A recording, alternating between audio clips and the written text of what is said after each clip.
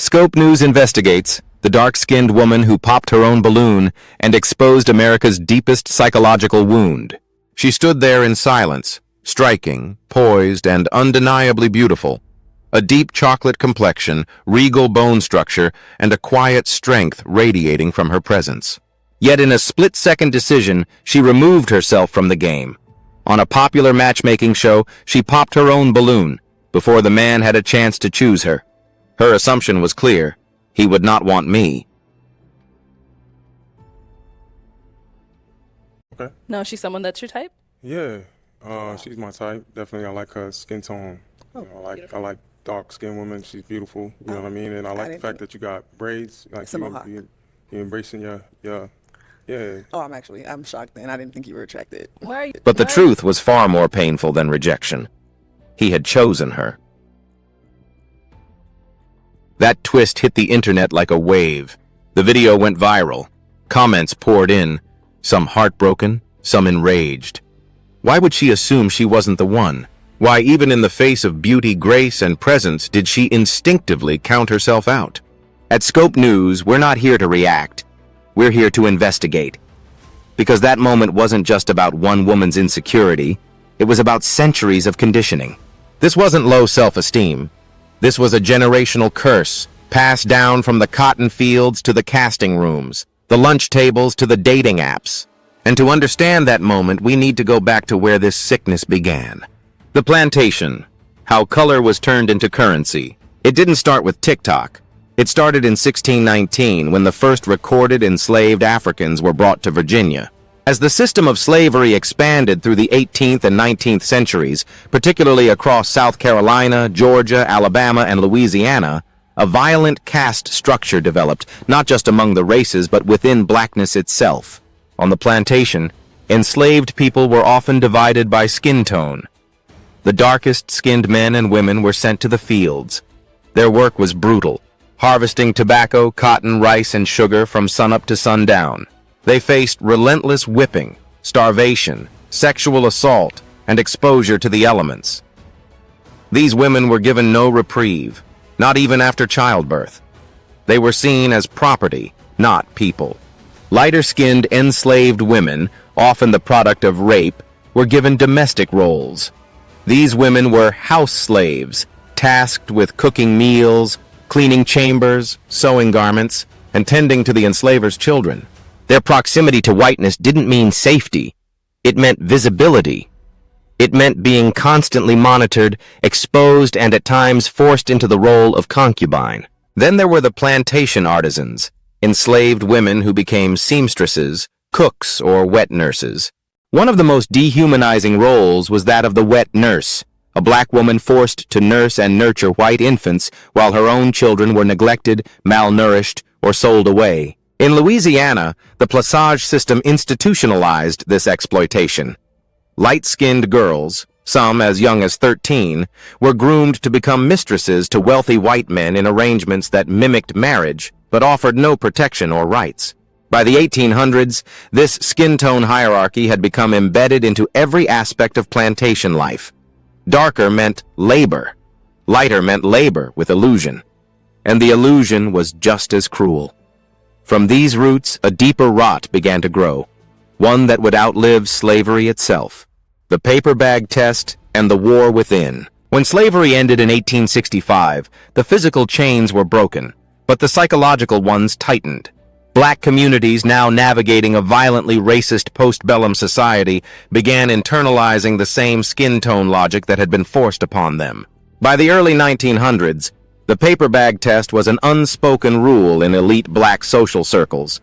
If your skin was darker than a standard brown paper bag, you were often denied entry into certain sororities, churches, schools, and social organizations. This was especially prevalent in cities like New Orleans, Washington, D.C., and Charleston, where proximity to whiteness was considered respectability.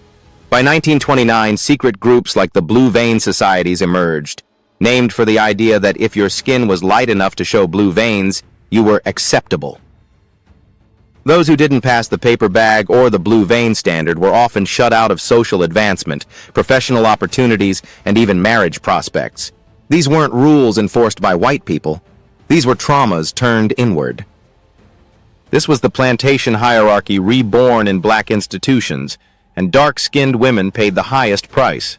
Light-skinned love interests and dark-skinned invisibility. By the time the civil rights era arrived, the color line within the black community was no secret. It had been acted out in our homes, our churches, and our media. When television and movies began showcasing black people to white audiences, it was light-skinned black women who made it to the screen. In Hollywood's golden age, black actresses like Lena Horne and Dorothy Dandridge were cast because their features were safe enough for white consumption. Even in the 1990s, romantic leads in black films were overwhelmingly light-skinned. Dark-skinned women were often relegated to comic relief, villains, or loud caricatures, rarely love interests, rarely soft. In 1988, Spike Lee's School Days directly confronted this divide with brutal honesty. The tension between the jigaboos and the wannabes was more than a plot device. It was a mirror black America couldn't look away from. And even the civil rights movement itself wasn't immune to this bias. In 1955, Claudette Colvin, a dark-skinned 15-year-old girl, refused to give up her seat on a segregated Montgomery bus, 9 months before Rosa Parks. But Colvin, a teenage mother from a working-class background, was passed over. The NAACP feared she wouldn't be seen as respectable enough. Instead, they chose Rosa Parks, a lighter-skinned, middle-aged seamstress with a polished image, to become the face of the Montgomery bus boycott. It was a strategic choice, but it was also a revealing one. Colorism still thrives today. And this isn't just history, it's happening right now. Modern black children still experience bullying based on skin tone. Countless dark-skinned girls recall being called African booty scratcher, midnight, or tar baby in school, often by their own peers. These wounds run deep, and for many they begin in childhood. Even in today's music, colorism hasn't gone away. It's just evolved. Female rappers like Glorilla casually refer to themselves as light-skinned in lyrics, sometimes as a flex, sometimes as a status symbol. Lyrics praising yellow bones and light brights still dominate charts. Dark-skinned girls across America scroll through social media and notice who's getting reposted, who's being labeled beautiful, and who's still being ignored. The messaging hasn't changed much, it's just gone digital. The balloon, the choice, and the truth. That's what makes that viral balloon moment so powerful and so tragic. The woman didn't simply assume she wasn't good enough, she assumed history. She anticipated the outcome she had seen play out time and time again, on screen, in school, in silence. She expected to be overlooked. She expected to lose. So when she removed herself, she wasn't showing weakness. She was showing what happens when rejection becomes a generational reflex. She was chosen, and she couldn't believe it. The aftermath and the reclamation. But something is shifting. That clip, painful as it was, sparked conversation, awareness, and reckoning. Dark-skinned black women, long ignored, are no longer waiting to be centered. They are demanding to be centered.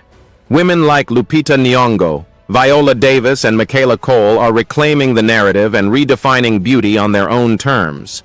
Young black girls are watching, and they're not just watching who gets chosen. They're watching who chooses themselves. Still, the wound is deep. 400 years deep, and one viral video can't heal it. But it did do something powerful. It held a mirror up to the world, and it shattered the lie that black women, especially those with dark skin, are invisible. She popped the balloon. But the world felt the explosion, and in that sound was centuries of trauma burst wide open. At Scope News, we're not here to blame that woman. We're here to expose the system that made her feel invisible. She was always the choice. The world just took too long to realize it. Sources and attribution. This clip and its content are part of the show Pop the Balloon, created and produced by its respective owners. All rights, credit, and acknowledgments belong to them. Scope News presents this moment as part of a broader educational investigation into racial and historical narratives. Disclaimer. The content of this report is intended for informational, educational, and entertainment purposes only. Viewer discretion is strongly advised as the topics discussed may be sensitive, triggering, or emotionally challenging for some audiences.